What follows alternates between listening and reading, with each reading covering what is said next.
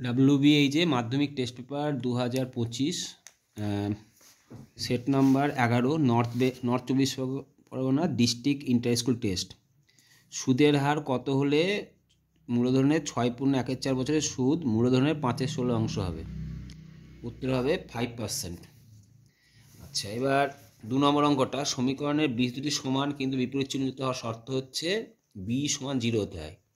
তো b = 0 হলে m এর মান হবে -12। একটি ত্রিভুজের কোণগুলোর অনুপাত 1:1:2 হলে ত্রিভুজের বাহুগুলোর অনুপাত হবে 1:1:√2। আবার বাহুগুলোর অনুপাত থাকলে কোণগুলোর অনুপাত 1:1:2 হয়। এটা আগে একটা ভিডিওতে আমি বলে দিয়েছিলাম, অঙ্কটা করিয়েও দিয়েছিলাম। নিচের কোণ সম্পর্কে ঠিক উত্তর হচ্ছে 1 ডিগ্রি ছোট হবে 1 রেডিয়ান বড় হবে। 5-এরটা এটা বইয়ের অঙ্ক, অ্যান্সার হবে 2.5। 6-এরটা এটাও বইয়ের অঙ্ক, উত্তর হবে কত? 18 না, মধ্যমা। নেক্সট 2-এর 1 ভালো অঙ্ক, জেডের লাভ ওয়াইয়ের লাভ অপেক্ষা 60 টাকা বেশি, তাহলে মূলধন অনুপাত সমান লভ্যাংশ অনুপাত।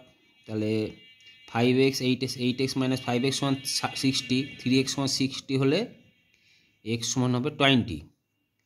তাহলে x এর লাভ কত হবে? 60 টাকা।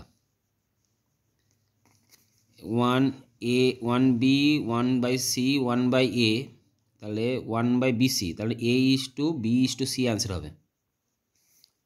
কারণ উল্টি দেবো, যা থাকবে তা উল্টি দিতে হয়। 1/bc = 1/ca = 1/ab হয়। অনুপাত যেটা থাকে লসাগু করতে হয়, abc লসাগু হয়, গুণ করলে এটা উত্তর বেরোবে a:b:c। তাহলে এই কোণগুলো অনুপাত দিয়ে দিয়েছে, b দিয়েছে কত? 2x, তাই তো? তাহলে 3x + 2x + x কত হয়? আর কোণ b এর মান হবে তাহলে 1 আর 3 4, 4x = 180। বৃত্ত চতুর্ভুজের বিপরীত কোণ সম্পূরক, তাহলে সেই হিসাবে 4x যদি 180 হয় তাহলে x এর মান হবে 4 × 16 = 45। 45 হলে 90, d এর মান তাহলে 90 ডিগ্রি হয়েছে। তাহলে d হচ্ছে কত? 90 ডিগ্রি।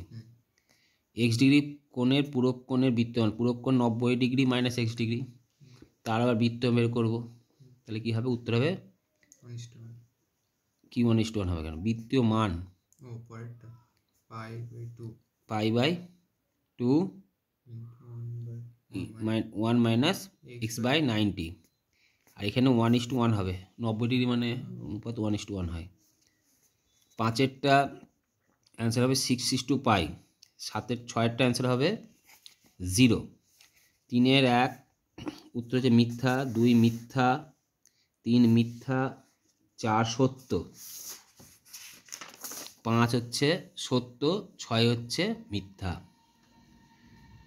যে মানটি সবচেয়ে বেশি থাকে তাকে সংখ্যাগুণ মান বলা হয়। এখানে দেওয়া আছে মধ্যমা, তাহলে এটা মিথ্যা হবে।